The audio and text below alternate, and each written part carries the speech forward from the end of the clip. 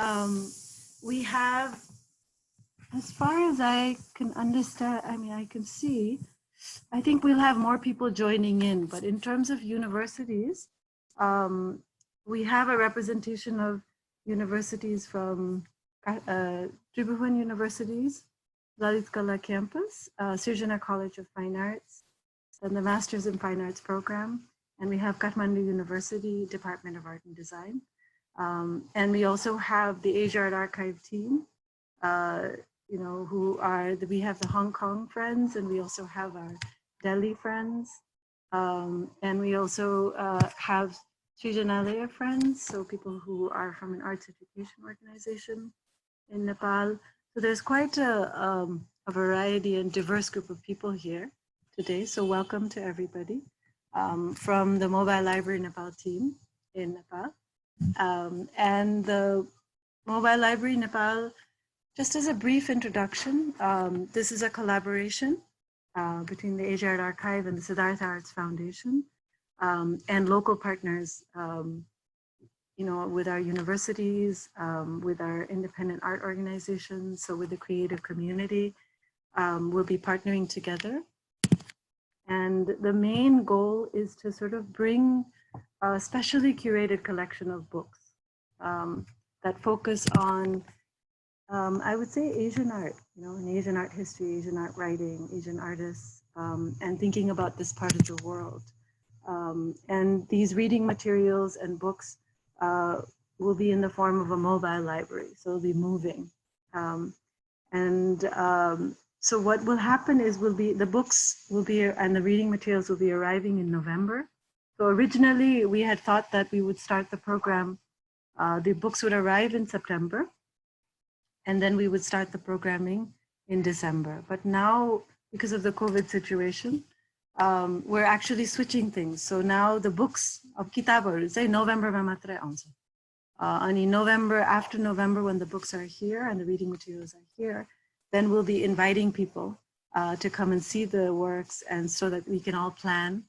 And then we'll actually start the programming from February, and it'll go from February to November. And so I think some key words is, how do we encourage exchange? How do we encourage different ideas? And you know, it's really important that we realize that this collection of materials that we're hoping will support our art ecosystem in Nepal is going to stay in Nepal, and it will continue to circulate. And you know, this has been really possible because of the generous support of the Foundation for Arts Initiative, who is supporting this project for it to actually begin as a catalyst. So we're hoping that this will inspire, it'll create momentum, and it'll spiral into many, many, many other things. And so in terms of the Asia Art Archive, I think Susanna will give a thorough introduction about what Asia Art Archive does and things like that. The Siddhartha Arts Foundation, very briefly, is a nonprofit organization founded in 2011 with a mission to promote and develop various Nepali arts using an inclusive lens and approach. And the Siddhartha Arts Foundation, in addition to working with the Asia Art Archive for the mobile library, is also the main organizer for the Kathmandu Triennale, which is entitled Kathmandu Triennale 2077. And actually the founder of Siddhartha Arts Foundation is here today as well. Sangeeta Thapa is also here today. I'd just like to recognize that as well. And today we're so excited, and we'd like to welcome Dr. T. Shanathanan, who will be sharing a little bit about, not a little bit, hopefully deeply, about how he has engaged with the mobile library and has played such a key role in how we imagine the mobile library. And you know, we're really excited to hear about the work that he has done and about his experiences at the University of Jaffna. And so actually Susanna will give an introduction to that.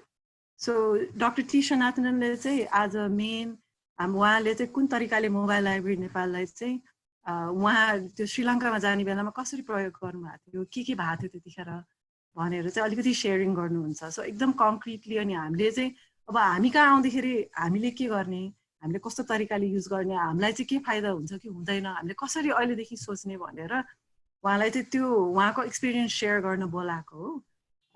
So I'm just going to hand it over to Susanna, and please fill in anything that I have missed. And over to you, Susanna. Thank you, Sharari. Hello, everyone. I am Susanna from Asia Art Archive. So it is very nice to see many of you again after 2 weeks. So for those of you who are less familiar with Asia Art Archive, so AAA is a nonprofit organization in Hong Kong. So we have founded in year 2000. And on one hand, we document and we collect recent art history in the region. But at the same time, we also share, we also make this resource accessible through multiple channels, like through our website, through our physical library. And the mobile library project in Nepal will be an extended platform of this mission to provide books to art and educational communities in Nepal for learning and discussion. So today it is a great honor to have Dr. T. Shanatanan here with us to share his teaching experience through the archive. I have been working with him in the previous 2 editions of Mobile Library. So he was a key partner of the Mobile Library Sri Lanka in 2013, and he also conducted the workshop for university teachers and students for Mobile Library Myanmar in 2015. So Dr. T. Shanatanan is a visual artist based in Jaffna, and he is a senior lecturer at the University of Jaffna. He is also the co-founder of the Sri Lankan Archive for Contemporary Arts, Architecture and Design in Jaffna, and a member of the Sri Lankan Art Council and the Advisory Board for School Curriculum on Arts, National Institute of Education in Sri Lanka. So with this extensive teaching experience, I'm sure you will find his sharing relevant to your work and the teaching context in Nepal. And today the presentation will last around 40 to 45 minutes, followed by an interactive session. So just to emphasize a few things, house rule. So we are now muting all the participants at the moment, and all of you are welcome to put your questions at the chat box. So for the internet concern, the bandwidth concern, so we would like to ask all of you to keep your video off during the presentation, but when we have the interactive discussion, you're welcome to turn it on again. And if you like to focus on the speakers, so you can use the top right-hand corner. There is a speaker's view, but if you want to see this community, you're always welcome to use the gallery view as well. Okay, without further ado, may I invite Dr. T. Shanatanan to start the presentation. Thank you.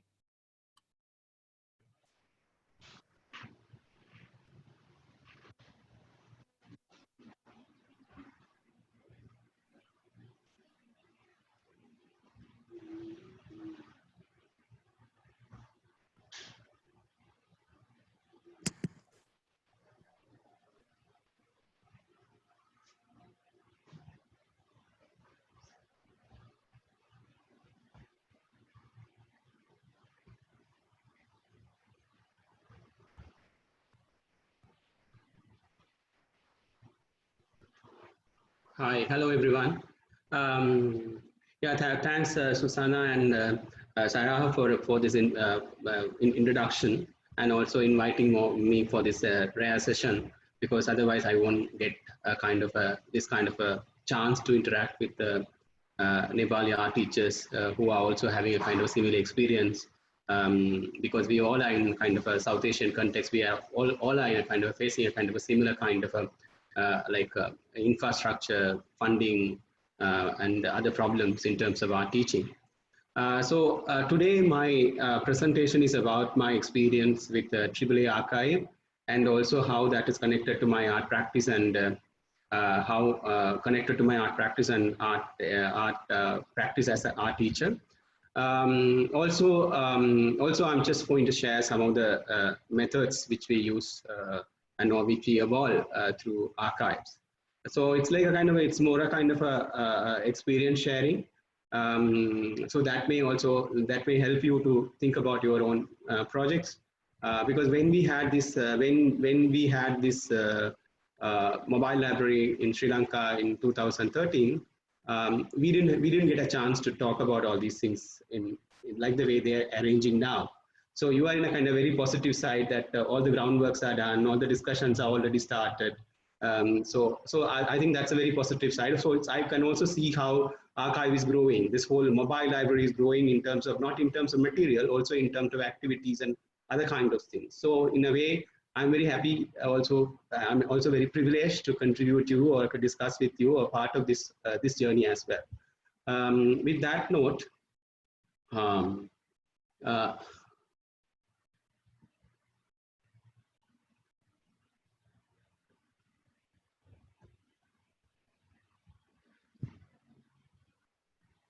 yeah, so let me just because we since I'm going to teach, I'm going to talk my experience with the teachers. So let me share some of my thoughts and questions before getting into this, or let me contextualize my whole experience within certain things.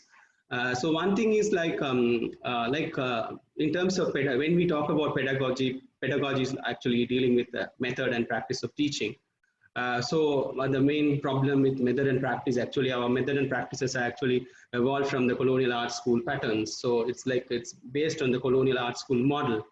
And so that we know from the writings of many scholars that it's also having the whole idea of art school is having a kind of a problem when they established this in 19th century in South Asia. It's also having a kind of, they were not very clear about whether it's a technical education or art education.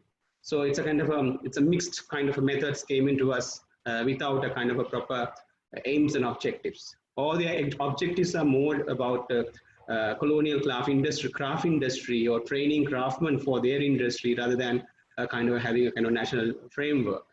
But they taught in terms of theory or in terms of practice, it's all Euro-American centric approach they had. And later on, the nationalist, the nationalism in all these countries actually reshaped the whole thing. They actually, rather than restructuring the whole thing, whether we should also think about whether they really restructured or reworked the frameworks of art education, or they did some sort of patchworks based on already available methods. So that may be an interesting also point to look at these kind of things, because we took this as a kind of a given. We think this as a kind of a reality for us to teach, and this is the way. This is the only way that we can teach art. Then the modernisms, and when we started getting into modernist approaches, we couldn't be able to because in the West, with the coming of modernism, the whole approach changed in many of the art schools. All new art schools came with that kind of an approaches. But in South Asian context, we never changed the approach. We somehow appropriated modernism within the colonial structure. So we have all kinds of problem in that case. Then now in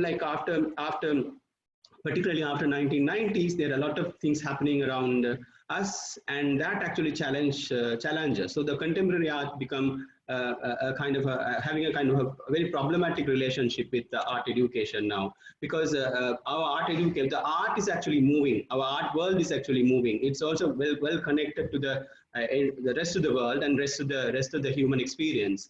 But our art education is confined into some region where and also isolated from the society and the contemporary art world.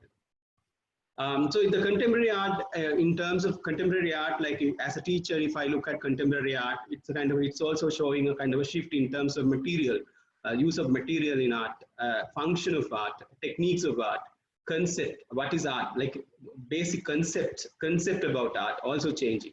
So we also see paradigm shifts and discourse around art or discourse about art also change.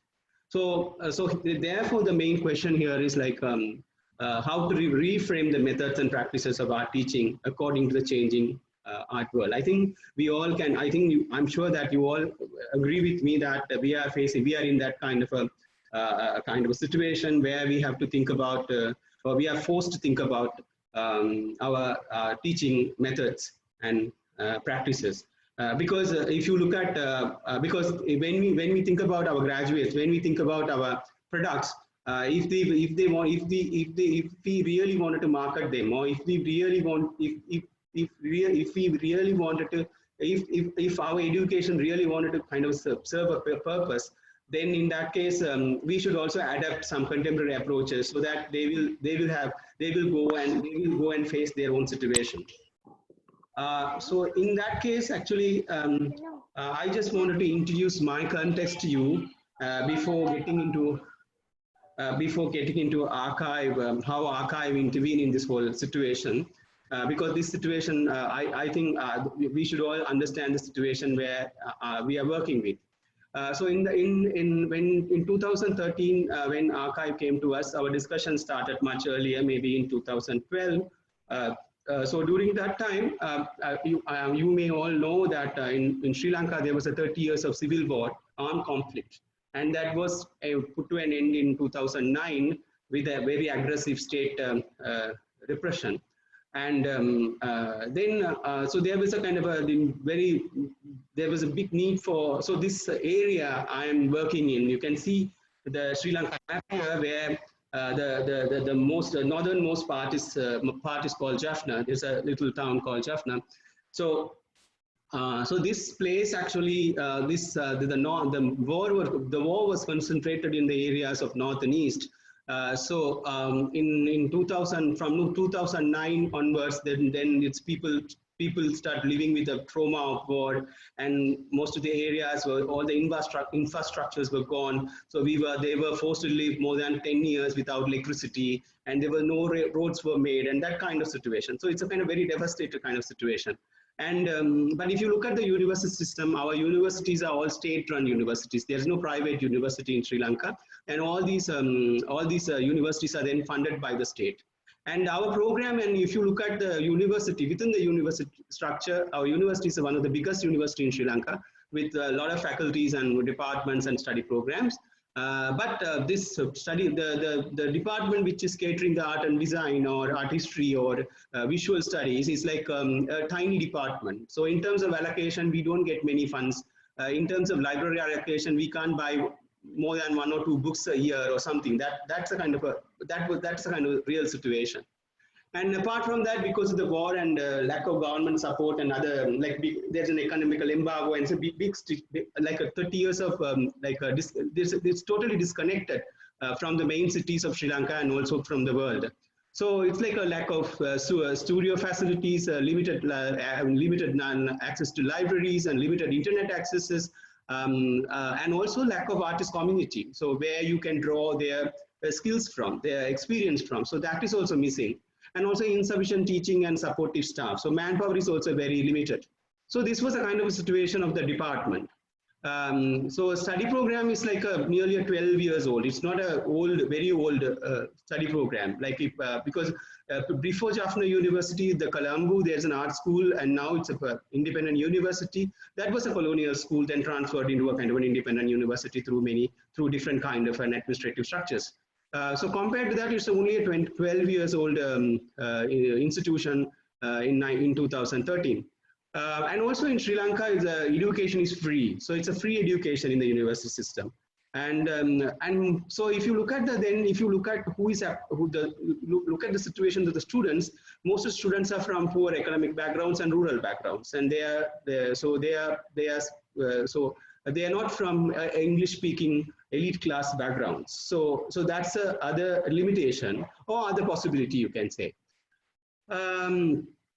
So the third, so the material most of the reading materials and the library materials in English, but the students and the courses running in local languages. And also then the curriculum is not updated. Curriculum is a very colonial curriculum, as some patchworks of modernism.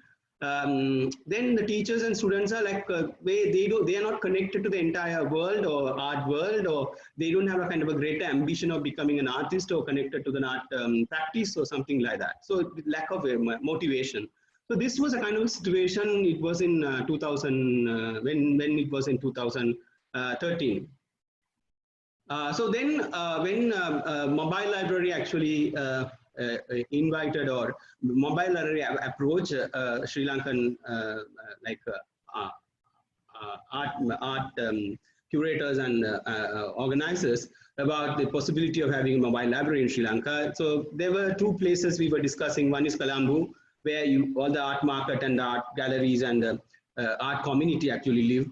So, and the other thing is whether it should come to Jaffna, because Jaffna is not accessible in that way, and the roads were not done, and the infrastructure is not up to the standard. So we were thinking about whether we should do it. So when they were having a discussion, they also had a discussion with me. That time I was coordinating the course on art and design, even though I'm attached to the Department of Finance, which is actually teaching teaching art history. So when they asked me to when they asked me to respond to this invitation, actually I told them, yeah, if you bring that to Jaffna, we will link this with students community. This because of my position, I can make arrangements to utilize this archive in our day-to-day teaching activity. So that was the only assurance I gave because of my position. But I didn't know what kind of they send all the informations of catalog informations about what all they are sending and all these things. But without seeing that, you can't make any decision. So it was, and I was also not so sure about what I was going to do. So first thing we said, okay, artist community or students community, that was one of the question. And then, so then I assure archive as a mode of teaching and learning. And that we can make archive as a kind of a site for experimentation and innovation. So initially, my problem was with all these labs, how to appropriate this into our situation, how to respond to this kind of situation. So even finding a place for this, finding a site for locating this archive was an entirely different presentation. I can do an entirely different presentation. How we had like different kinds of negotiation with a lot of other people and stakeholders. To accommodate this in an appropriate place, like we were approaching. We started with our library, university library. Then we slowly moved out of the university for a kind of with a natural environment and other kinds of thing to have a kind of this free space. Yeah, so then it came to Jaffna. So we model even the furniture and everything for that, especially for that, inviting them to interact with that, because visually it was really moving. And the materials are very unpredictable, because like as a teacher, as I told you, like when they ask you to submit your library request, we always get into this. We also trained in that way, and so we also longing for some books from Europe or America. So we always spend money buying books from them. But these materials shown us a different kind of a landscape. Especially like because many of the materials from all of the materials were from Asia. So like the size of the book, the material of the book, the outlook of the book, everything changed. So it's like before opening the book, the whole experience changed. So that's number one, the tactile experience changed. Then when you open the book, then the story changed, and your priorities change, the outlook change, and everything changed before reading the book, like by looking at the visual. So what I found is like, as I told you before, our students are non-English speaking. So most of the books are in English, or are they the regional languages, for example, Chinese or something like that. So in that case, how to accommodate this? So we slowly find a way to accommodate this as a visual. So it's a kind of visual resource for them. They can read, but but looking at the book is a kind of a kind of an experience, also a kind of a learning experience. So yeah, so this was one of the exhibition site of this book. So people come for different purposes, just to see the book, just to refer the book, and just to interact with the book.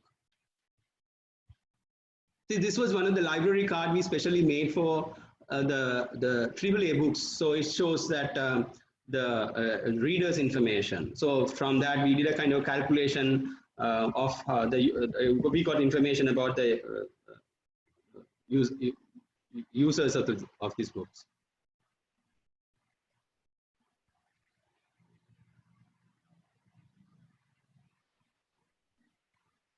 Yeah, so so I just wanted to tell. So in that case, what I did was I can't change this curriculum of the university, but I can change the methods of teaching. That's the only power I had, and that's the only place where I can innovatively think something different. So in that case, what we did was we shift the classes to this site.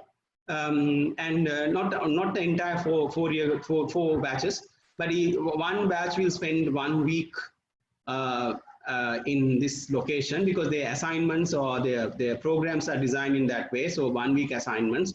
So they will, for example, if it is a landscape class, they will have a landscape class in this location. They will make use of these books. They will look into this artist who are using a landscape and how landscape can be painted differently or draw differently, that they will understand from this book. And then they will look at their environment, or they will represent their environment with this experience of book. That was one of the exercises we gave.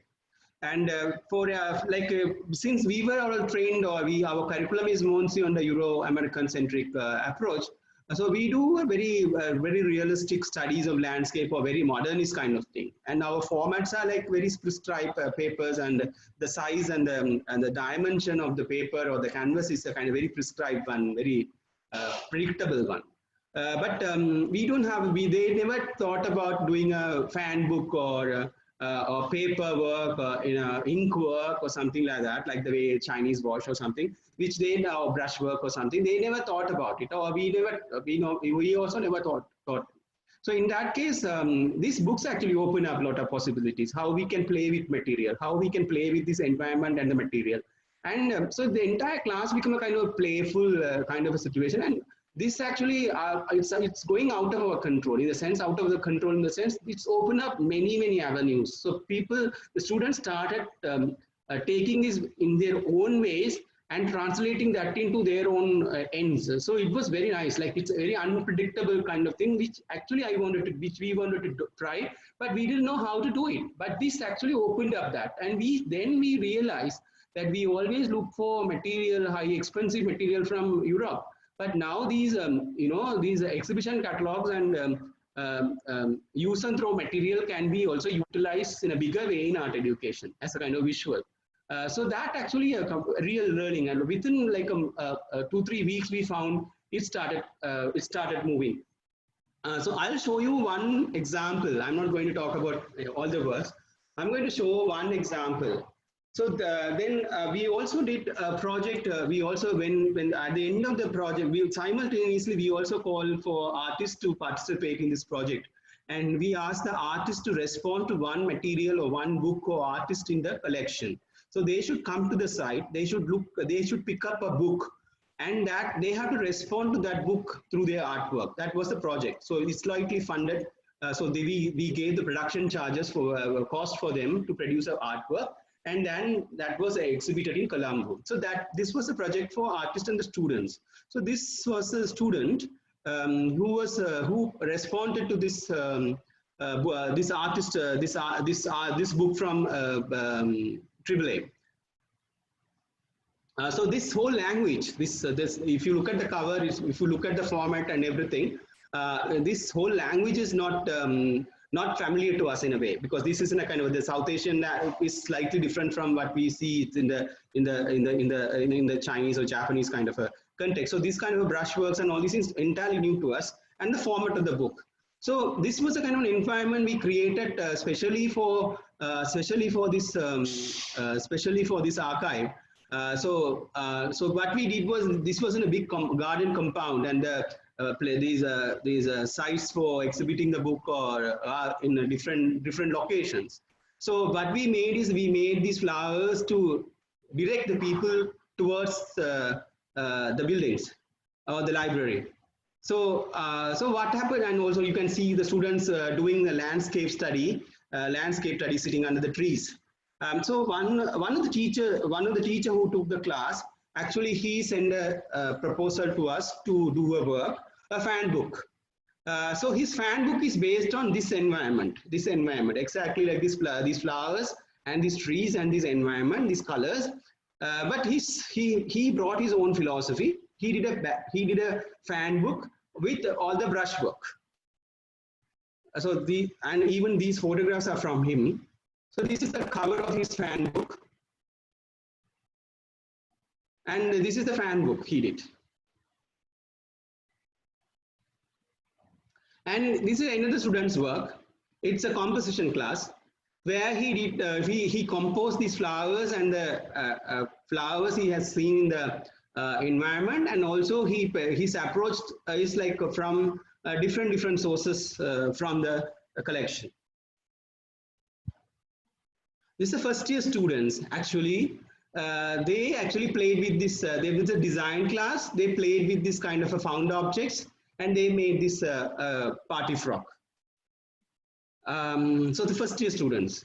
So it's also kind of a one project, one week assignment they did under this during the mobile library project. And also like this was like a kind of not a natural situation to us. It's a very special situation where they found this material. These materials were around us, but we never brought that into the classroom.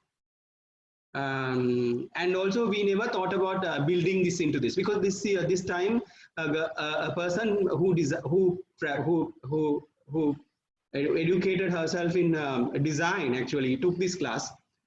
So I think she actually specialized in apparels and jewelry, so that she actually, after seeing the books, after seeing the environment, and after seeing our curriculum, she made this. So it's a kind of a negotiation all the time. So actually these material, the archive material, actually made us to negotiate with our existing curriculum and existing setup to find out something new. Yeah, this was a kind of a very regular life study classes, but this whole approach changed. So they were playing with the ink, they are playing with the collage and all these things, and they slowly, it's just one example. And also it's not a good example, because these things actually I call my like pass out students. They pass out 4 or 5 years ago, and we dig it from the archive, and I took these photographs especially for this presentation. Yeah, so then with that, while these activities were going on within the classroom, we were also arranging talks on archive and archiving. Susanna started that discussion first. She was talking about artist archive in our inauguration session. Then exhibitions of personal archive, because the archive as an idea is already existing within us in our societies. So we also don't want to antagonize ourselves. Okay, we are bringing something new to you. There are also already said there are certain people having their own archive. So we brought one of that archive into the university site to show them a personal archive of a person. So other one is what we did was what we saw from the AAA catalog is that AAA is having less collection on Sri Lanka. Let's say someone wanted to do because a lot of researchers on contemporary art utilize AAA for many reasons. So in that case, we found AAA is having a very less number of Sri Lankan art, and some of the key material on Sri Lankan modernism is not available in AAA. So we thought, why can't we build up a material for one thing for AAA? At the same time, we thought, even in Sri Lanka, we don't have a centralized place where we can find all the material together. It's also all like some libraries are having some books, some are not. And our National Archive is in a very bad situation. So it's getting there and getting things done is such a problem. So, and there is no connection or even a proper cataloging system or keyword, anything to find out Sri Lanka as a site. From 2015 to now, there are a lot of improvements. But in 2015, it was to 2013, it was like a kind of a mess. So what happened was, so we started collecting. We asked people, the writers and collectors, to donate 2 books to us. One will go to AAA and one will be with us.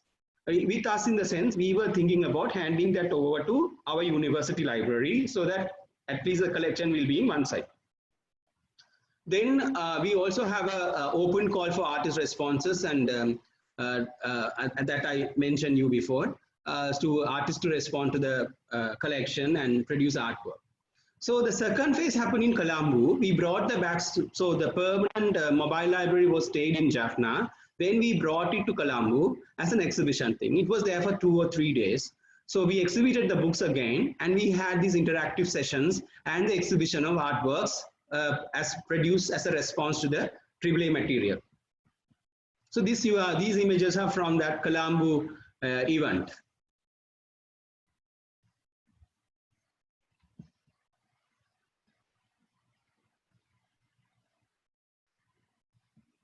You can see some of the artwork produced as a kind of a response to the response to the AAA material.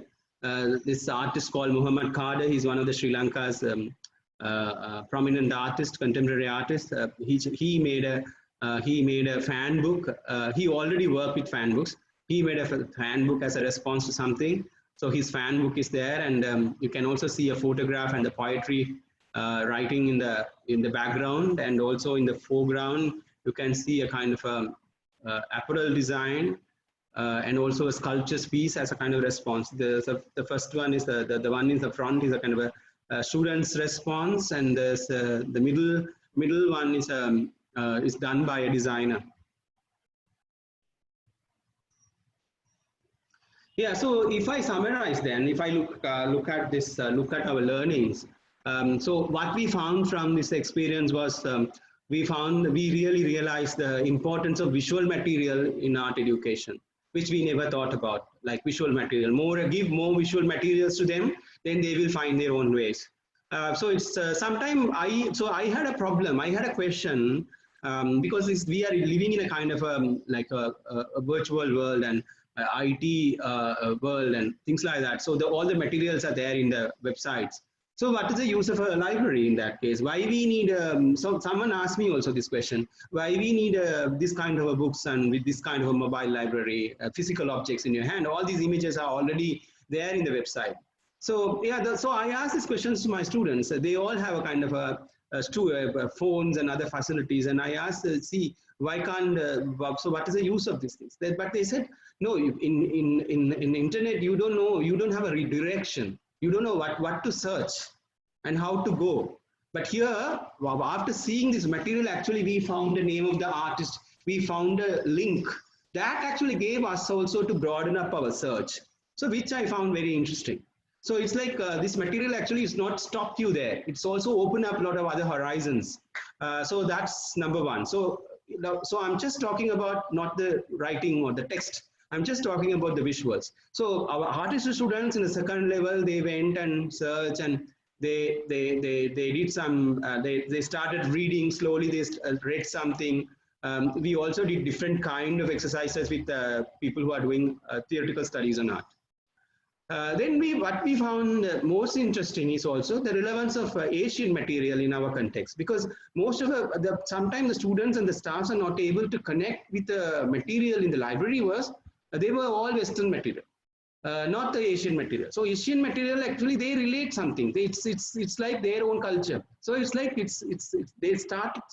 they're catching up very fast. So which was the other thing we found very interesting. Then after that, so as I said,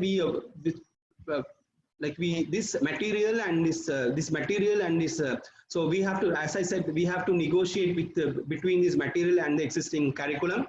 So then only way to mediate both things were like evolving a creative method of teaching. So then, like without even knowing, without even consciously thinking that actually we are shifting the teaching methods, we started shifting the methods.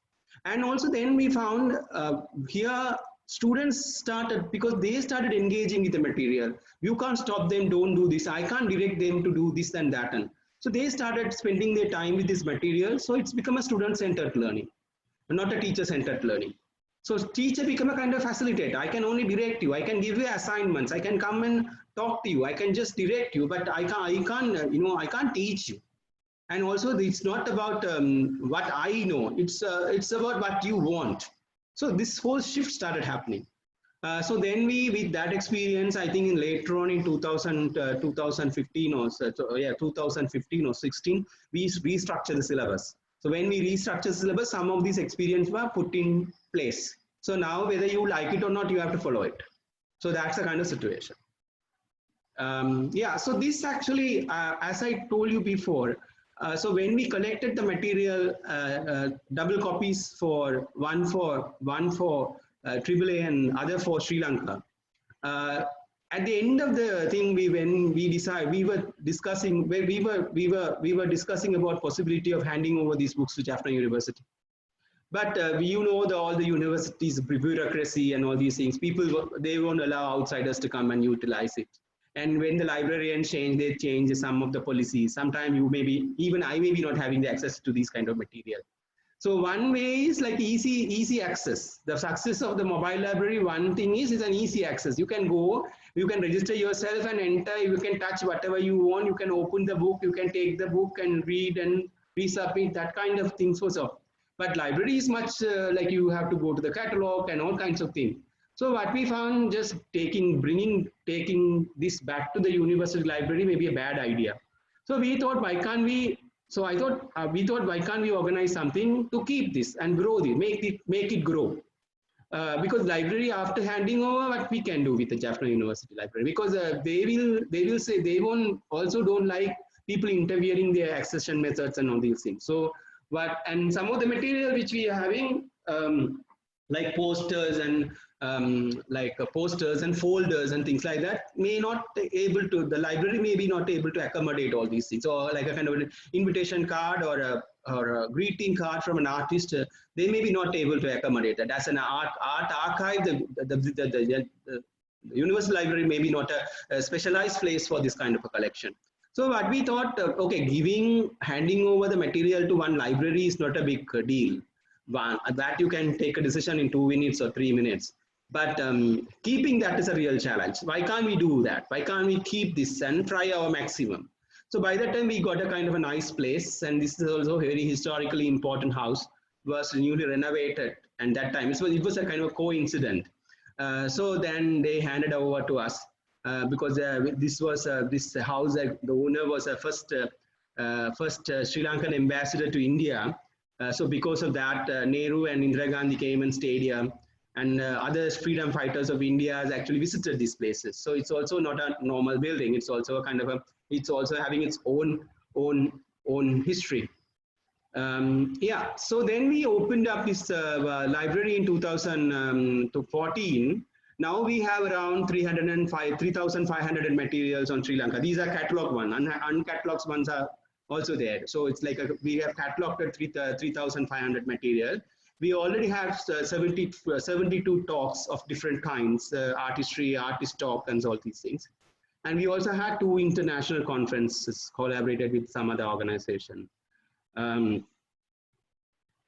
this is a reading room for Sri Lanka, Sri Lankan materials. This is an interior of the house. It's a courtyard house. So you have a central courtyard and then the verandas around. And there is also a place, there are rooms where people can stay. So whoever come for research and all these people can stay and make use of this site. So this is how we had discussions. So then this archive become a kind of a site for us to discuss about art and connected fields. So it's a kind of it's slowly started become a kind of a nursery for this kind of a knowledge production. Yeah, so then I was invited, as Susana said, for the third AAA mobile library in Myanmar. They asked me to come and do work with students there. So I did a kind of an interesting, because I went there without a kind of a clue, because I didn't know what kind of books went to Myanmar, and so I didn't have a kind of a whole picture about what I was going to do. So, but when I went there, the teachers was asking me to do a kind of practical class. They were ready with the paint and brush and papers and graphics material and things like that. But I was decided, no, I'm not going to do this thing, because the outputs you come in one day, you can't do any practical class and find out you can't elevate them, or that you can't push them towards the archive. So what I did was I did a presentation of my experience of working with an archive. Then I asked them to describe their experiences. So they started telling me the stories and what they found interesting and what they found problematic. So from that, actually, we made a kind of keywords. We have written the keywords. And then I gave, so the morning session, we spent talking to them and then finding the keywords. And then I gave the keywords and grouped them and asked them to go and relook the whole archive and find material related to that keywords. So after that, they did, so these were the students. So after that, we had a discussion. You can see some of the students are holding their books. So all the groups are having their material in their hand. And because they didn't have computers or do their presentation, which if they can do that, that will be wonderful. But there, what they did, they brought the books and they started showing the books. So if they can scan the books and or show the images to us in a kind of bigger screen, that could be an interesting exercise. Then people can easily access like to their presentation. Here they were showing, literally showing their books and talking about the images. So this one-day exercise. So this shows, so that then the enthusiasm started growing towards what to search in an archive, how to make them to think, how to look differently. These were the kind of some of the things we this keyword project actually encouraged there. Yeah, so if there's a Chinese proverb saying 1,000 teachers, 1,000 methods. So there are like we can find a lot of other methods. So when the teacher change, the method change. When the students change, the methods change. So we can. So methods are actually we are in a kind of a, we should in a kind of a situation where we have to if I'm a good teacher, then I have to find or evolve methods constantly that because the situation change. So then, yeah, so in that case, nowadays in the education theories, actually talking about teacher-centered and learner-centered pedagogies. So what I found is like if it is if you are and people say the mixed projects, mixed ones are more productive. Like if we mix the teacher-centered methods and learner-centered methods together, then that's giving more productive. More positive productions. So in that case, I find this archive is a kind of a crucial place for this kind of a mixed learning, and especially for student-centered learning. Yeah, so I just get into before ending my talk, I just wanted to just highlight some of the basic some of the approaches in terms of pedagogy and how archive is actually connected, because it's not because I shared my experience which I did without even knowing this, but later on I found there's a kind of theory for this, and these theories are actually helping us to also locate our projects. So this one called, there are 5 approaches they said in pedagogy. One is constructivist. Constructivist is like it's encourage students to actively participate in constructing meaning and knowledge. So they do their own construct. They without teacher as a kind of foster. So he helped them to for critical thinking. They provide material, but students construct their own knowledge. So teacher don't deliver the knowledge. So in that case. So either this one actually influence or create motivating the conditions of the students, take responsibility for creating problems or situations. So like that, create the process for learning, not the product of learning. So it's like it's a process of learning. So it's like it makes learning as a process, not as a product, just to consume and finish it. So it's never ending. So it's lifelong. Then the second one is a collaborative approach, whereas teachers and students in different groups learn through group activities. So I think archive is a wonderful place where you can do a lot of, like the way I did. I made, first I discussed with them, then I found the keywords, and I made groups to search for that. Because we had half a day, and within that, one person can't search entire library. So 5 people in different direction collect the material. Then you have to have a discussion about that. Then you make a presentation and bring it up. So we are also helping them to have a discussion, group discussion, dialoguing, then doing a presentation. So these kind of other soft skills also developed through this kind of a process. Then integrative process. Here we see actually through this actually they will be able to face with their private life or their professional field. So in that case, they always talk about in this approach actually it's talk about connections rather than teaching in an isolated facts. So the connection in the sense, connection to the material, connection to the issues in the art field, connection to the artist sentiments, politics, culture, everything is involved in that. So I think this is actually missing in our education, because our material, our methods, and also all from somewhere, some culture which is we are not familiar with.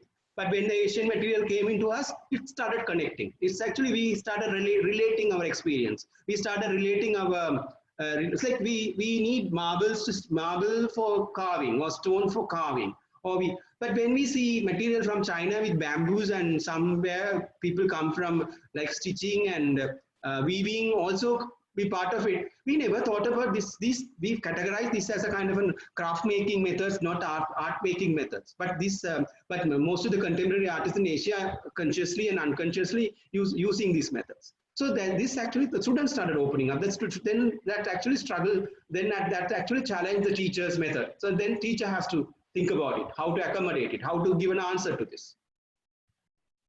Then the other one is inquiry-based method. So it's like a mostly about questioning the things rather than accepting it. So it's more about investigation, exploration, search, research, the study, and all these things are involved in that, like a kind of a scientific thing. So for the example, I asked my first year students in art theory to go and look at how artists look at particular material in different time or in different culture.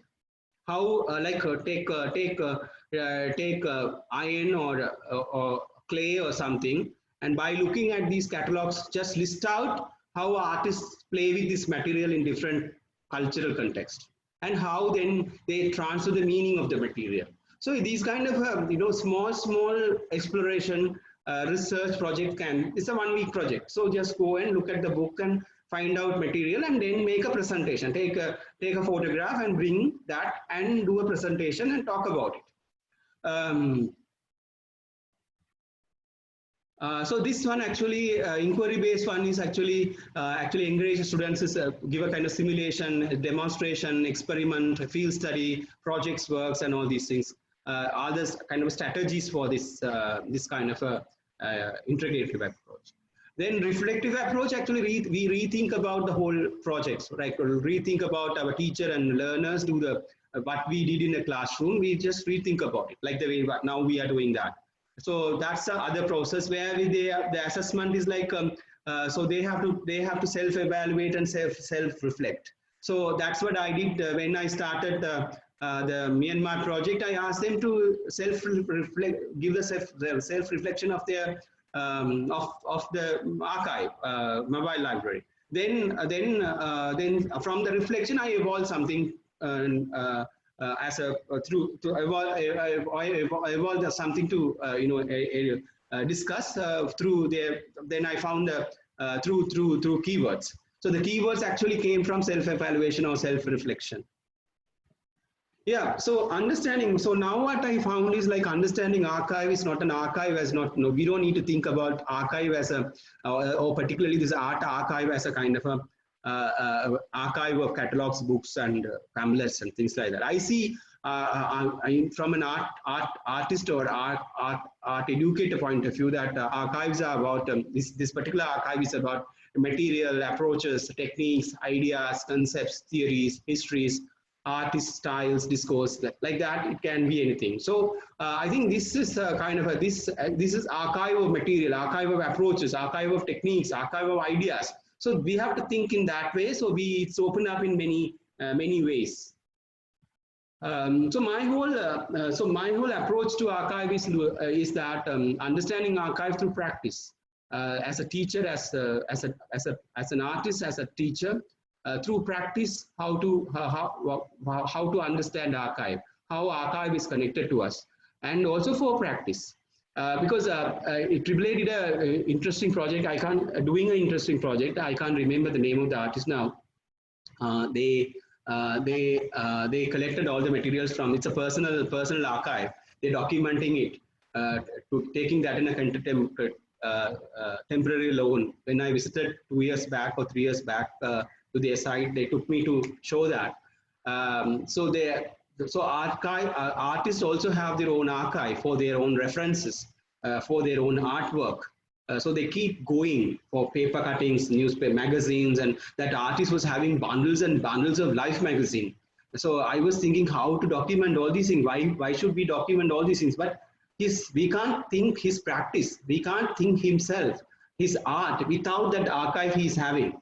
So archive become very important site for understanding artists nowadays. Like Indian Art Archive is India. The AAA's Indian version is doing wonderful project of documenting all important Indian artists. What actually we are seeing is how this whole archives are supported their practice and how the practice is supporting their archive. So I think that's so. If an individual artist need this kind of without knowing, or these individual artists are having this tendency to keep their archive, or they're indirectly or directly, or sometimes it's a hidden archive. It's connected to their practice. Then I think each and every art education institution, art education projects and practices also connected to the archive. And most of the, like in some cases, the Western countries are doing well in terms of art education because of their museums and archive. So they can easily see the original material, they have access to this kind of material. In our cases, we only teach, we don't have this material to connect with our practices. So that's maybe a problem. So I think in that case, this initiative is, this mobile library, I find it's a very important initiative, and it's a very crucial initiative in terms of our region. And it's if we take it very positively, we have a lot of avenues. It's up to us actually. It's like I'm just sharing my experience, but you may be having a totally different entry and now exit to this project. Thank you very much. Thank you so much, Shanatan.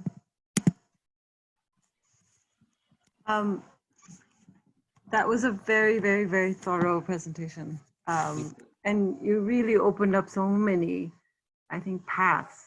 You know, I feel like each of the approaches that you're sharing and the way in which you began to use the mobile library. I mean, these are like a journey, each one, you know, and ways to enter. So we wanted to actually open up the floor. So if you have some questions or thoughts or just comments, actually, yeah, no, thank you. So John is also saying that thank you for the rich presentation. Maybe I'll just summarize a little bit in Nepali. उहाँले चाहिँ अब धेरै कुरा भन्नुभयो र कति कुरा स्लाइडमा पनि I think एकदमै स्पष्टै थियो, तर मलाई चाहिँ अलिकति अझै हल्का आई थिंक अलि जेनरली उहाँले भनेको कुरामा जानु पर्यो भने चाहिँ उहाँले चाहिँ त्यो लाइब्रेरी त्यो जुन मटेरियल्सहरु जुन आइन्छ त्यो कुराहरु चाहिँ हामीले कसरी हाम्रो रेगुलर क्लासरुम हाम्रो रेगुलर करिकुलममा कसरी चलाउने भनेर चाहिँ त्यो प्रश्नबाट उहाँले जब सुरु गर्नुभयो हैन, किनभने सुरुमा त अब त्यो किताबको लिस्ट मात्रै पढेर अब कुन किताब केको बारेमा होला भनेर, र जब त्यो किताब आयो र त्यो किताब खोलेर त्यो हातमा लिन पायो त्यसपछि चाहिँ अब भनेपछि यो चाहिँ धेरै जस्तो त्यो युरो अमेरिकन सेन्ट्रिक नभइकन चाहिँ अब मेन चाहिँ एजियन आर्टिस्ट भएपछि इन्ट्रेस्टिङली स्टुडेन्ट्सहरुले त्यसलाई कता कता अलि नजिकेर उनीहरुलाई एकदमै छिटो प्रभाव परेको भन्ने चाहिँ फिल भएको भनेर उहाँले पनि भन्नुभयो। र त्यो इभन त्यो किताबको साइज देखि लिएर त्यसको जुन तरिकाले प्रिन्ट भएको थियो र जुन त्यो खोलिसकेपछि अझ जुन तरिकाले आर्टिस्टले आफ्नो कामलाई प्रेजेन्ट गरिरहेको थियो, कस्तो खालको काम गरिरहेको थियो, त्यो एक्सप्लोर गर्दा गर्दा अब त्यो किताब आइसकेपछि उहाँहरूले जुन प्लानिङ गर्नुभयो, डिफ्रेन्ट तरिकाले एन्ट्री गर्नुभयो हैन, र उहाँहरूको मेन उद्देश्य र एकदमै इन्ट्रेस्टिङ कुरा चाहिँ त्यो किताबले गरेर स्टुडेन्टहरु चाहिँ आफ्नै तरिकाले ओपन अप भएर आफ्नै तरिकाले चाहिँ नयाँ नयाँ काम निकाल्न थाले। तो उनीहरुको आफ्नै आर्ट वर्कमा उनीहरुले जुन तरिकाले सोच्ने तरिकामा चाहिँ एकदमै प्रभाव परेर एकदम नौलो नौलो तरिकाले सोच्न सुरु भयो। र उहाँहरूले चाहिँ आफ्नै तरिकाले त्यो मोबाइल लाइब्रेरीको प्रोजेक्टले चाहिँ पछि उहाँहरूले आफ्नै आर्काइभ पनि खोल्नु भयो। सो त्यो किताबहरु त्यो त्यसको वर्थ चाहिँ रहेछ, त्यो आर्काइभ भन्ने कुरा भनेकै के हो त्यसलाई एक्सप्लोर गर्दा गर्दा त्यो पर्सनल आर्काइभ्सहरु आर्टिस्टहरुको देखि लिएर सबै मटेरियल्सहरु अब यसलाई हामीलाई पनि चाहिन्छ, हामीले एसिया आर्ट आर्काइभलाई कलेक्ट गरेर दियो भने पनि त्यो पनि आफ्नो ठाउँमा ठिक छ। तर नेपालमा चाहिँ आई मिन श्रीलङ्कामा चाहिँ आफ्नै तरिकाले उनीहरूसँग पनि त्यो कलेक्सन थिएन। एउटा ठाउँमा गएर श्रीलङ्कन आर्टिस्टहरूको सबै इन्फर्मेसन एउटा ठाउँबाट एक्सेस हुने ठाउँ पनि थिएन। त्यो भएर चाहिँ त्यो गर्दा गर्दा उहाँहरूले चाहिँ त्यो 1 वर्षभित्र चाहिँ ल ठिकै छ भनेर 1 वर्षभित्रै उहाँहरूले आफ्नो आर्काइभ पनि खोल्नु भयो। त्यसको पनि उहाँले अलिकति सेयर गर्नुभएको थियो। र उहाँले के इन्ट्रेस्टिङ भन्नुभएको थियो भने सुरुमै ल हामीले सबै करिकुलम चेन्ज गर्ने, अब सबै तरिका चेन्ज गर्ने भनेर त सोच्नु भएन। तर त्यो एक्सप्लोर गर्दा गर्दा त्यो किताबसँग खेल्दा खेल्दा चाहिँ उहाँहरूले बिस्तारै बिस्तारै त्यो पढाउने तरिकाहरू पनि आफै चेन्ज भएर गयो भन्नुभयो कि।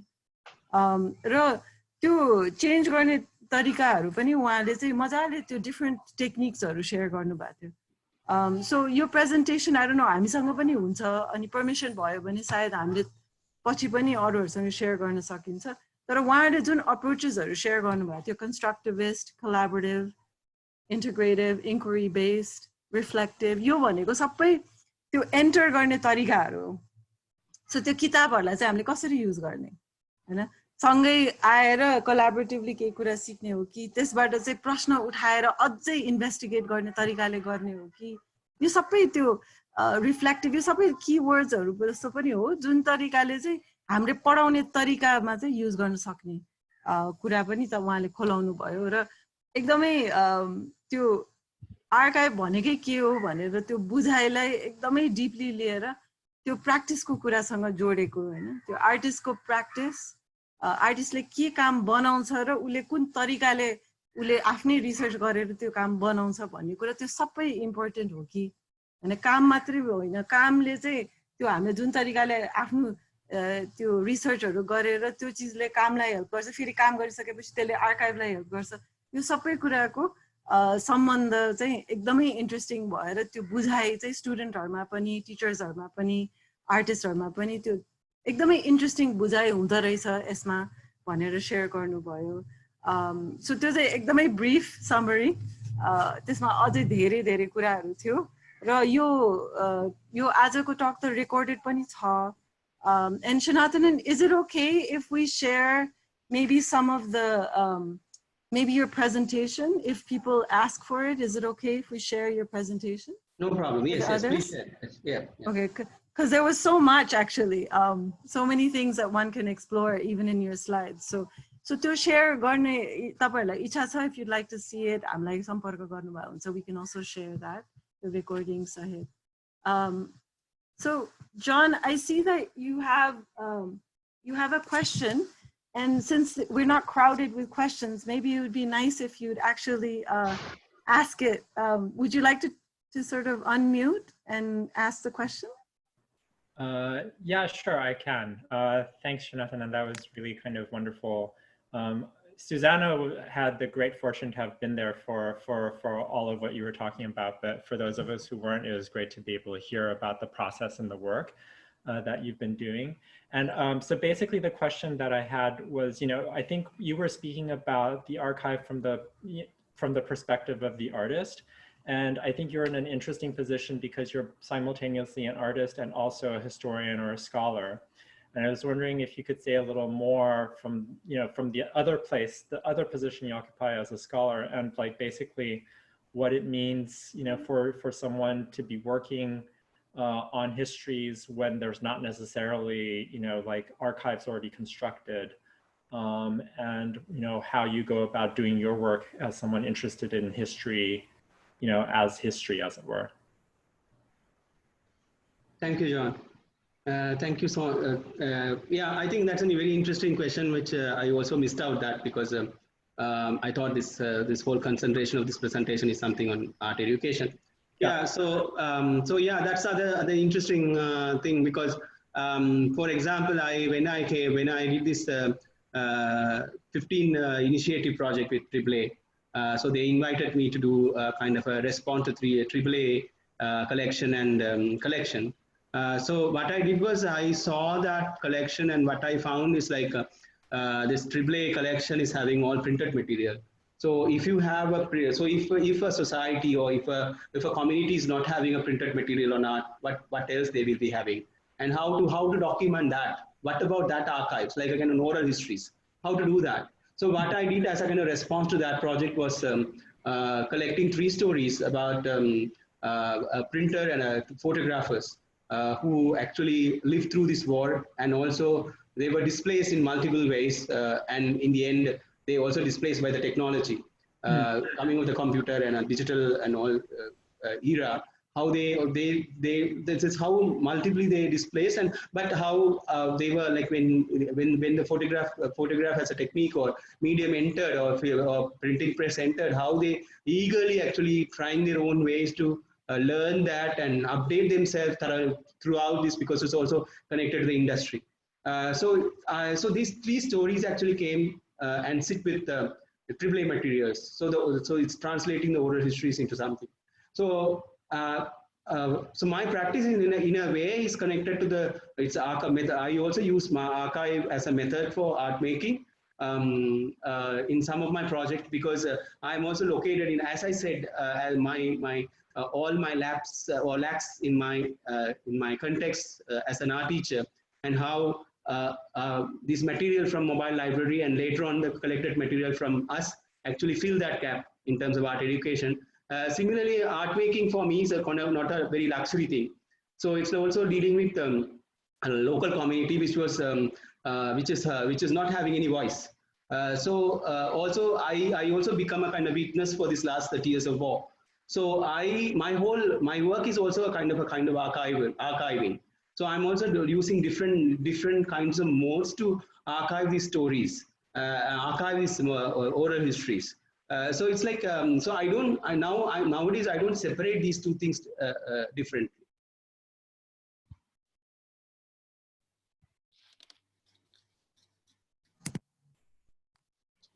Thank you.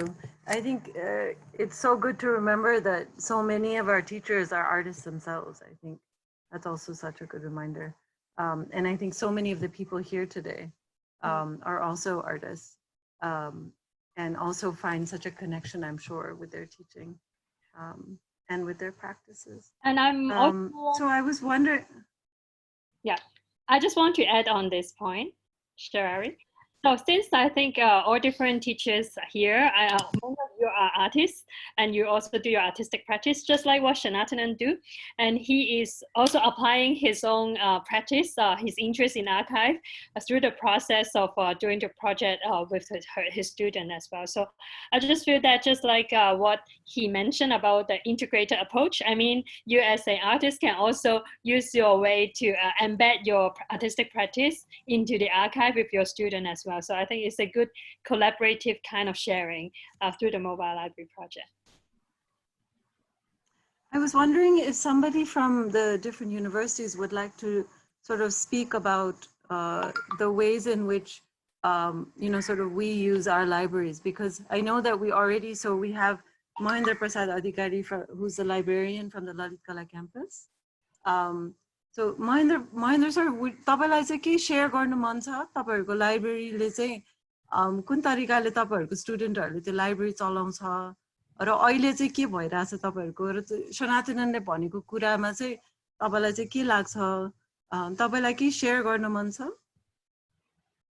तपाईलाई शेयर गर्न मन छ भने तपाईले माइकलाई चाहिँ अनम्युट गर्नुभयो हुन्छ.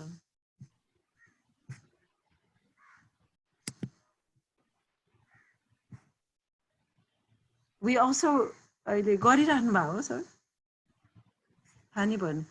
also have people from the Kathmandu University.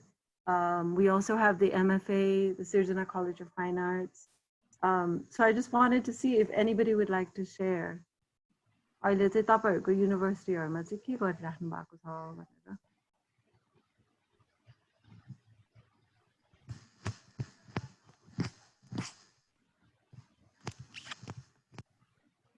Would anybody like to share?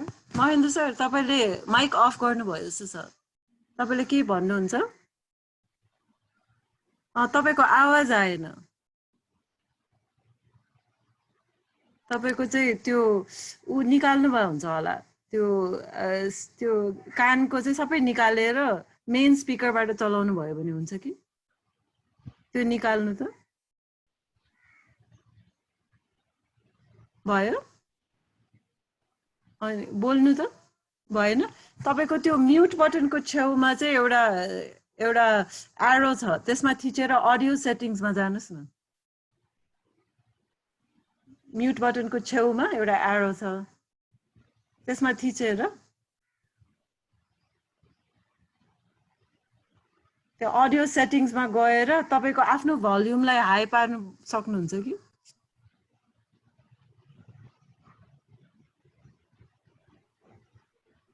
भएन हो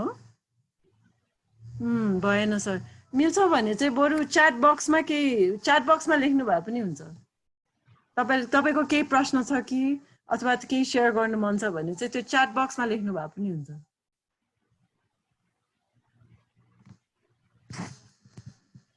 अब त्यही अनुसार it would be really great if we had some sharing from some of the other universities अब चाहिँ बोल्नु अहिले केही पनि लेख्नु भएन भने म त मान्छेलाई अनम्युट गरेर बोल्न लगाउँछु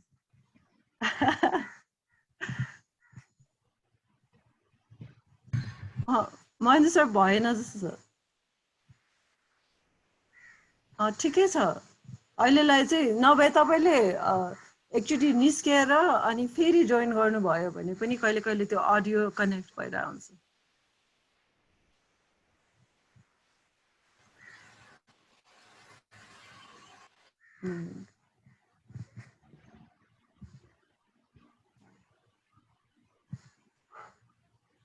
Aru, is there? Hey, so Mahendra Prasad Adhikari is writing in the chat box because we can't hear him. So he says that, hey, okay. Hey, you're just joining, oh, Mahendra sir? I'll bhakar join garahnu bhako.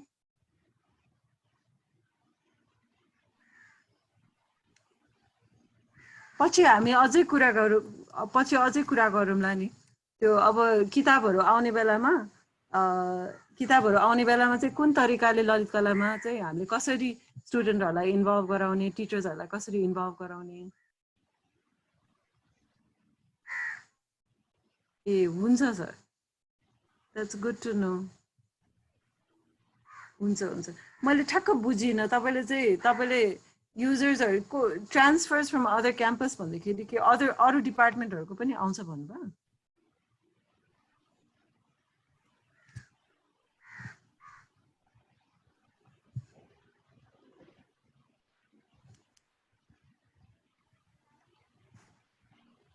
ठीक छ sir it's okay पछि भेटेरै कुरा गरौँला नि अहिले Sunil sir तपाईलाई के भन्नु मन छ तपाईको लाइब्रेरी उता सिर्जना कलेज अफ फाइन आर्ट्सको बारेमा द लाइब्रेरी कसरी युज गर्नुहुन्छ भनेर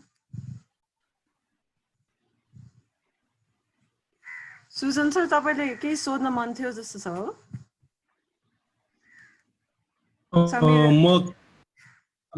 म केही भनौँ कि भन्ने विचार गरेको थिएँ त्यसले गर्दा ठिकै छ that would be great sure पहिला आफुलाई इन्ट्रोड्युस गराउनु Hi, I'm Sujan Chitrkar. I'm teaching at Kathmandu University.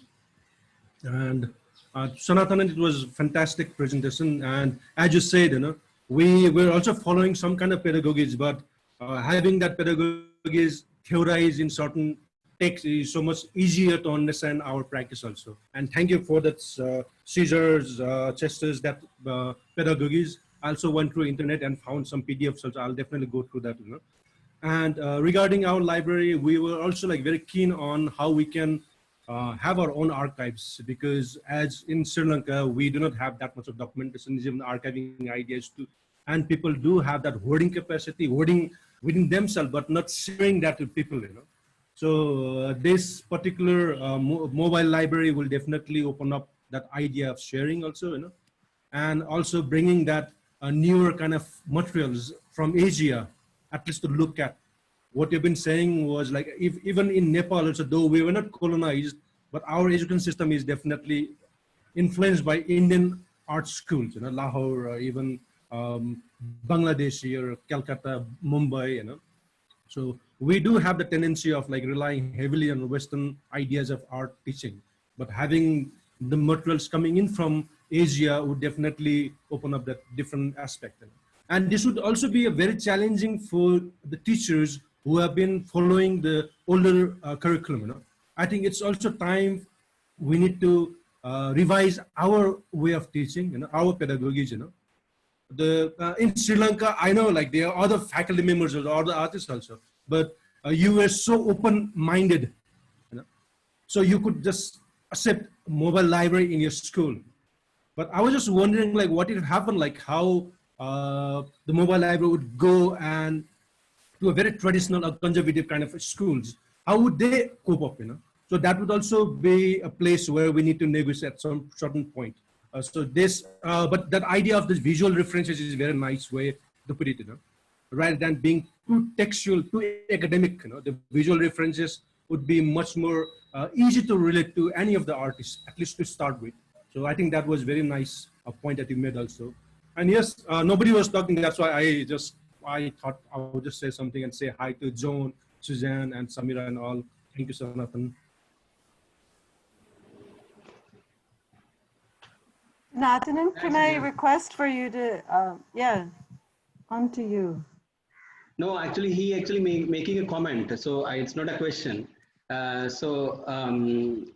I agree with him. Like, yeah, it's not that easy to start a dialogue, but I think when you bring the material into the site, definitely it will make people to think, make people to connect. So it won't be a problem because that whole scenario will change.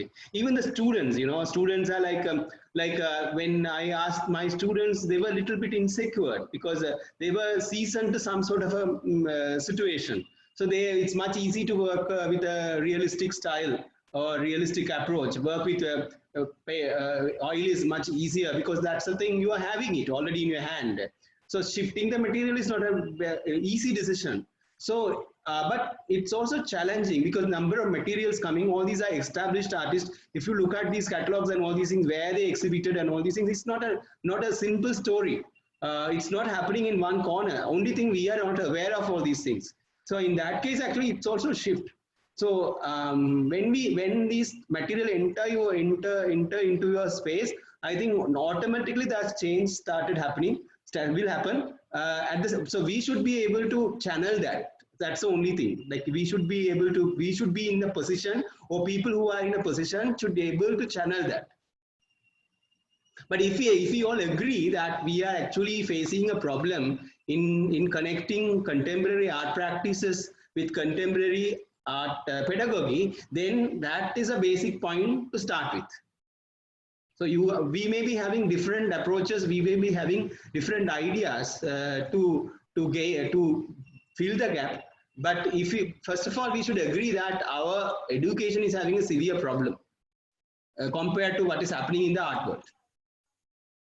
And what we are teaching is not what we learn in our art school in our time is not appropriate. So we have to actually educate ourselves and update ourselves as well.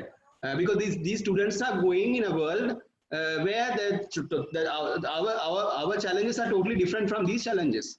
So we have to prepare them for that challenges. So that openness will, if we frame the art education as a kind of a framework for this, then I don't think that will be a problem at all. That's a very interesting one, boy. Thanks, Jonathan. I'm just gonna slightly just translate that one phrase to.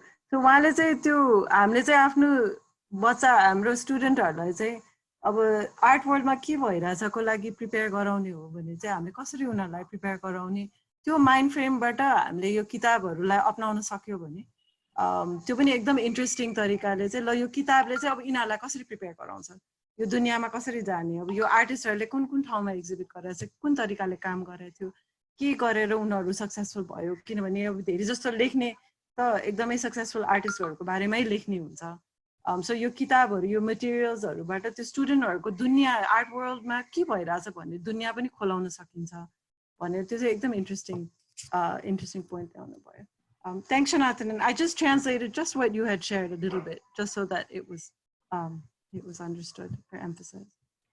So Sanjeev Mahajan has a question. Sanjeev, do you want to unmute and just ask it, just so that at least we get to see your face as well? Are you? So Sanjeev, do you want to unmute? Hi. Hi. Can you hear me? Yeah, yeah. Now we can hear you. Suncha. So मलाई बुझ्न मन लागेको चाहिँ like त्यो so like I wanted to know like if you are still like continuing that like teaching methodology that you have used like during the initial time of this like Asian art archive collections. Are you still using that methodology in your university with your students, or like how and how like other like teachers are also like like using that method? Yeah, I think that's an interesting question because it's also like in this kind of changes also depending on like Sujan asked also. I think this question and Sujan's question is in one way it's connected because it's also a kind of personal initiative and personal interest and a personality actually also it's connected with this kind of a decisions. So once someone come out of that institution, what will happen? What's the kind of a future prospects for this kind of an initiative? That's an interesting question to ask. So I can answer this because I also had that experience now. Because after 3 years, I came out from the department as a curator, as a coordinator. I stick to my artistry department, nothing to do with my practicing department. So all my changes are in the curriculum, number one. So they are following it because it's in the curriculum. And some of the teachers, some of the teachers now, they were students that time. So they know what happened. And some of all the teachers were also participating in this event and they were actually helping me to put up this and helping me in terms of teaching. So they are actually continuing that. I don't know whether they are updating it, but they are continuing it. But on the other hand, we have another institution called Sri Lankan Art Archive, which is arranging all kinds of discussions and open to this kind of thing. So students, I'm outside of I'm an outsider to that department, but still this space is actually helping them. Whoever want to evolve that kind of a method, whoever want to search for that, they have a place to work with. They can still come and do their own search and research and things like that. So it's so it's somehow it's continuing in a different form. So if I put it in a nutshell, all these experiences we gain from this, we put it as a syllabus. So we actually emphasize some of our learnings and some of the methods and in the syllabus. And the second thing is, since I am not teaching or people who are teaching maybe not aware of all these kind of nuances of nuances of teaching involving with archive, but the students are encouraged to do that. So students have another opportunity to make use of this archive. So whoever having a bigger ambition, they can come in. So no problem. Because all the students are not interested. They also come for art education for different purposes. So if someone really wanted to do something, there is a place to learn. And also what I wanted to tell is like, so in 2015, we didn't have a local artist community in Jaffna. Now we have a local artist community in Jaffna. All these people produce after that. And they are actually showing internationally. They are doing their masters internationally and all these things. So that means our education actually, we put it in a kind of a level. This archive actually made very indirectly, actually more than direct, it's more indirectly actually asked us to think about many things and shifted us in a bigger way. Thank you. I think that's probably the most, that's like the best place to end, I think. Tara, if it's okay, I'm going to take a few minutes just to say that in Nepali. त्यो उहाँले अहिले भन्नुभएको कुरा चाहिँ सञ्जीवले चाहिँ अब पछि continue भयो कि भएन सो त्यो अब मोबाइल लाइब्रेरीमा जे कुराहरू उठायो जुन तरिकाहरू चलाइरहेको थियो त्यो पछि चाहिँ कसरी कन्टिन्यू भयो कि भएन भन्ने जुन प्रश्नबाट चाहिँ उहाँले इन्ट्रेस्टिङली चाहिँ त्यो त्यतिखेर पनि सिलेबसमा काम गरेको भएर चाहिँ उहाँले डिपार्टमेन्टबाट अर्कै रोल लिनु भएपछि अर्कै अलि निस्किनु भएपछि भए पनि अरू टिचर्सले पनि चलाए रे र उहाँको स्टुडेन्टहरूले पनि चाहिँ त्यहाँ पढाउन थाल्यो र त्यो मोबाइल लाइब्रेरीले चाहिँ एकदम डाइरेक्ट चेन्ज मात्रै नगरिकन बरु बिस्तारै त्यो सोच्ने तरिका चेन्ज गरेर त्यो श्रीलङ्का त्यो आर्काइभले गरेर चाहिँ जुन स्टुडेन्टहरूलाई एकदम इन्ट्रेस्ट थियो अझै रिसर्च गर्न मन थियो अझै यसलाई डिपली जानु मन थियो भने चाहिँ त्यो आर्काइभमा पनि जान पायो कि पछि सो त्यो कन्टिन्यू कुन तरिकाले भयो भन्दाखेरि चाहिँ अझै इन्डाइरेक्टली भए पनि एकदम पावरफुली त्यसमा एकदम धेरै प्रभाव पर्यो भनेर चाहिँ सेयर गर्नुभएको थियो र त्यो स्टुडेन्टहरूको पनि आफ्नो इनिसिएटिभ लिने टिचर्सहरूले पनि भन्ने हिसाबले चाहिँ त्यो अझै अगाडि गयो भनेर सेयर गर्नुभयो So I think we're actually, we've passed the time period for what we had set aside. We've actually gone over, I think, about 15 minutes. So I think if there is another question, I guess we could take it, but it would be sort of, I think, respecting everyone's time. We would try to end it now. So from the side of the mobile library, from Asia Art Archive, from the Siddhartha Arts Foundation, and also from the Foundation for Arts Initiative, I would say. Sanjeev, I'll share the video with you. All the time to end by, so I'll share the video with you. No? So Sanjeev said that his internet connection went off, so he wasn't able to hear Shanathan's response. So I'll share it. We can share. We'll share the video and make it accessible for everyone. So from the side of all of us, we'd really like to thank first Dr. T. Shanathanan for taking such a really sort of a good chunk of your time out to prepare and to share your experiences and to share your experiences as both an artist and an educator. And also we'd like to share each one of you for joining us from all the different universities, as well as from Asia Art Archive in Hong Kong, Asia Art Archive in Delhi, and I think we have some other friends from different parts who've also joined us. There are some independent artists as well. So yeah, thank you so much. And I would like to end with also just making sure we acknowledge the Mobile Library Nepal team. So Susanna Chung from Asia Art Archive Hong Kong, who spoke in the beginning. Samira Bose from Asia Art Archive in Delhi, who's also been with us from the very beginning. And then we have Mahima Singh, who is the project coordinator. And we have Sangeeta Thapa from the Siddhartha Arts Foundation. So just recognizing the team that's starting to take this forward. We'll be in touch with all of you, and we're excited to engage in this project together. And many things to do. And yes, we agree, we're very excited to do so. So I think we're going to end it here, and a big round of applause, I guess. Thank you. Thank you so much for the organizers and the speakers. Thank you so much. Thanks, Shanathan. And we hope that Shanathan will be able to come to Nepal. Thanks all. Yeah. So, all right. So actually, I'm going to end it here. So should we?